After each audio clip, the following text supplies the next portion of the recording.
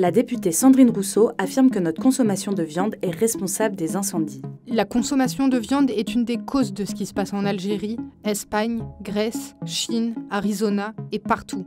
Un tweet qui n'a pas manqué de faire réagir ses détracteurs.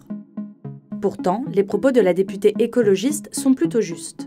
Elle a raison sur le fait de dire que la consommation de viande a un impact sur le changement climatique et aggrave le changement climatique. À l'échelle mondiale, l'élevage serait aujourd'hui responsable d'environ 15% des gaz à effet de serre, en cause le méthane dont le pouvoir réchauffant est 25 fois plus élevé que le CO2. C'est le cas pour les bovins ou les ovins, donc tous les ruminants qui par leur digestion émettent des rots ou des paies tout simplement, c'est du méthane et ce gaz a un pouvoir de réchauffement du climat beaucoup plus important que le CO2. Autre problème, l'exploitation des terres pour la production de viande. Il y a d'autres productions très intensives, par exemple de porc ou de poulet, qui peuvent également générer des émissions de gaz à effet de serre, notamment par l'alimentation de ce bétail, notamment le soja ou d'huile de palme, qui vient d'endroits où cette alimentation a causé une déforestation.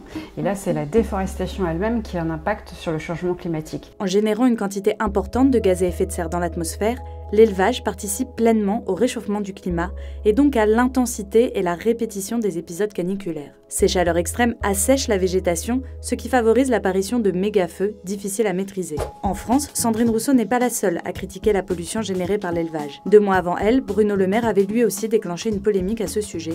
Le saviez-vous ? 100 g de protéines végétales génèrent de 60 à 90% de gaz à effet de serre en moins que 100 g de protéines animales. Chaque année, en moyenne, un Français mange 85 kg de viande. Dans un rapport publié en mai 2023, la Cour des comptes préconise à la France de réduire ses cheptels bovins pour limiter ses émissions de méthane et espérer la neutralité carbone d'ici 2050.